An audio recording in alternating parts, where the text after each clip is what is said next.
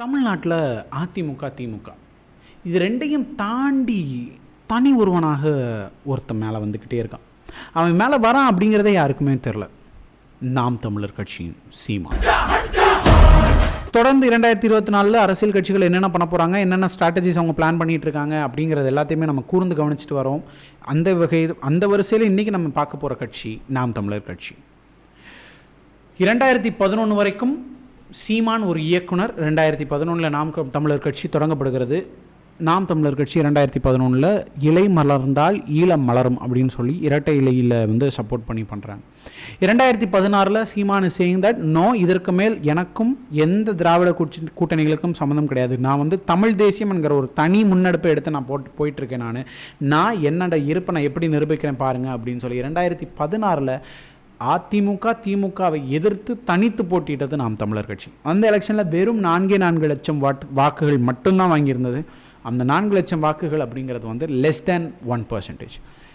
அதற்கு பிறகு சீமானோட வளர்ச்சி வந்து கொஞ்சமாக வளர ஆரம்பித்தது. அது எல்லாருக்குமே கண்கூட தெரிய ஆரம்பிச்சது. 2019 கிட்டத்தட்ட 4% ஓட்டுகளை வந்துட்டு சீமான் குவிச்சிருந்தார். கிட்டத்தட்ட 15 லட்சம் வாக்குகள். அந்த 15 லட்சம் வாக்குகளும் அவர் வாங்கும்பொழுது அவர் சொன்ன ஒரே வார்த்தை, எனக்கு ஓட்டு போட போகிறவன் ஸ்கூலில் படிச்சுட்டு இருக்கான்டா, ஸ்கூலில் படிச்சுட்டு இருக்கிறவன் திரும்பி வரும்போது அவன் எனக்கு ஓட்டு போடுவான், அன்னைக்கு நான் தாண்டா வருவேன் அப்படின்னு அவர் சொல்கிறது. அவருடைய பேச்சு, அவருடைய செய்கைகள், அவருடைய பிளான்ஸ், அவருடைய திட்டங்கள் எல்லாமே மக்களை ரொம்ப கவருதோ இல்லையே, இளைஞர்களை ரொம்ப கவருது. இளைஞர்கள் வந்துட்டு ரொம்ப ஈஸியாக இன்ஃப்ளூயன்ஸ் ஆகிறாங்க. வாட் சீமான் ஸ்பீக்ஸ், சீமான் என்ன பேச போகிறார், சீமானுடைய மேடை பேச்சுகள் எப்படி இருக்கிறது, சீமானுடைய வார்த்தைகள் என்னவாக இருக்கிறது அப்படிங்கிறது எல்லாமே இருக்குது. இப்போ ரீசெண்டாக கலைஞருக்கு பேனா சிலை வைக்கும் பொழுது அதுக்காக சீமான் பேச போகும்போது சீமான் ஒரு வார்த்தை சொன்னார், நீ பேனா வை, நான் அதை உடைப்பேன் அப்படின்னாரு. உங்களை கடற்கரையில் புதைக்க விட்டது தப்பு, தெரியுதா?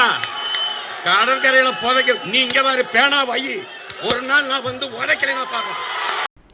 அந்த நான் உடைப்பேன், நான் வந்தா நான் அதை உடைப்பேன் அப்படின்னு சொன்ன அந்த வார்த்தை மிகப்பெரிய ட்ரெண்ட் ஆச்சு. ஏன்னா அதை கொண்டாடியவர்கள் அதிமுக காரர்கள் அல்ல, கொண்டாடியவர்கள் பாஜக காரர்கள் அல்ல, கொண்டாடியவர்கள் சாதாரண இளைஞர்கள். அவன் வந்து ஸ்கூலில் படிக்கிற பையன்லாம் அதை ஸ்டேட்டஸாக போட்டுட்டு இருந்தான். ஏன்னா அவனுக்கு அந்த வார்த்தை பிடிச்சிருக்கு.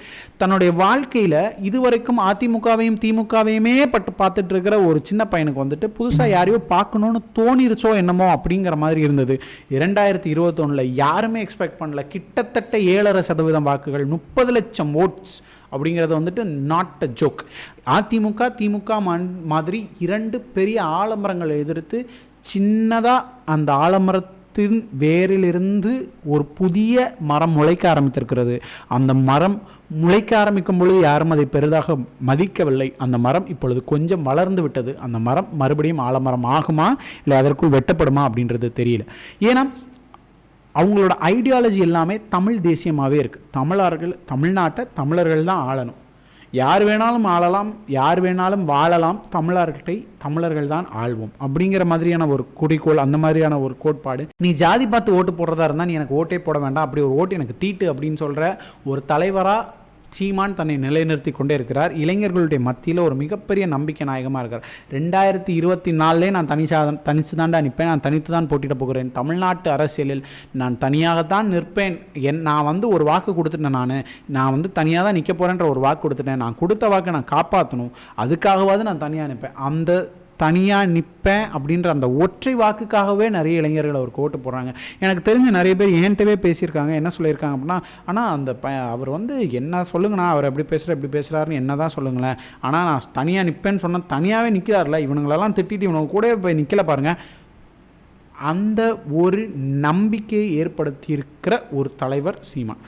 எனக்கு தெரிஞ்சு கலைஞருடைய பேச்சை வந்து எல்லாருமே ஆரம்பத்துலேருந்து முடிவு வரைக்கும் கேட்பாங்க. எப்படி 1970-80களில் கருணாநிதி அவர்களும் வைகோ அவர்களும் ஒரு மிகப்பெரிய இளைஞர் பட்டாளத்தை தனக்காக வைத்திருந்தார்கள், தங்களுடைய பேச்சுக்காக வைத்திருந்தார்களோ, அதே போல் 2019 2024 வரைக்கும் சீமான் தனக்கான இளைஞர் பட்டாளத்தை உருவாக்கி வருகிறார். ஆனால் சீமான் மேலே நிறைய விமர்சனங்கள் இருக்குது. எந்த மாதிரி விமர்சனங்கள்னால், டபுள் ஸ்டாண்டர்ட்ஸ், நிறைய பொய் சொல்கிறாரு, நிறைய கதை சொல்கிறாரு. இந்த கதையெல்லாம் நம்புற மாதிரியாங்க இருக்குது, ஆமக்கரையெல்லாம் யாராவது சாப்பிட்ருப்பாங்களாங்க.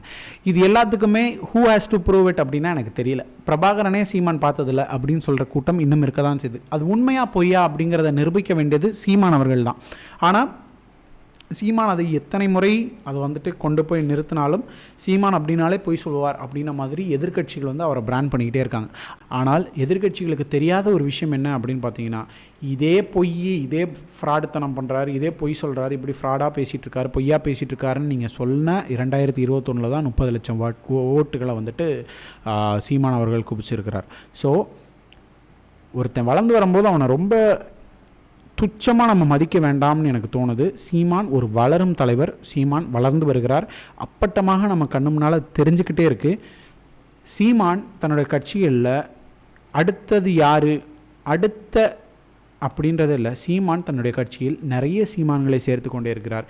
சீமானை பின்தொடர்பவர்கள் எல்லாரும் சீமானாகவே இருக்கிறார்கள், அதுதான் பிரச்சனை.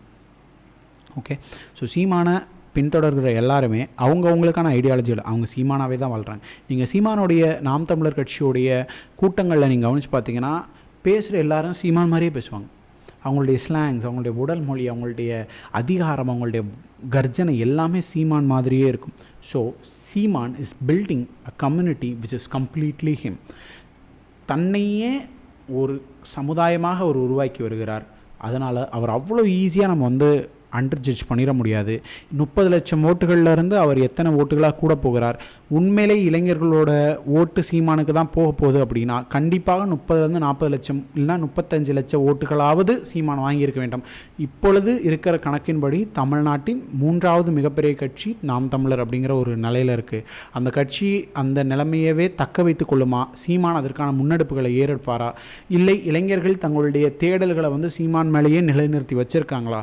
கண்டிப்பான நம்பிக்கை நாயகனாக சீமான் தான் இருக்கிறாரா? நாம் தமிழர் கட்சி சீமானை முன்னிறுத்தி நிறைய விஷயங்களை செய்ய போதா? நாம் தமிழர் கட்சியை நம்பி இளைஞர்கள் ஓட்டு போட போகிறாங்களா? இது எல்லாமே மிகப்பெரிய கேள்வி. கடைசி வரைக்கும் சீமான் கூட்டணி இல்லாமலே நிற்க போகிறாரா அப்படிங்கிறது $1 மில்லியன் கேள்வி.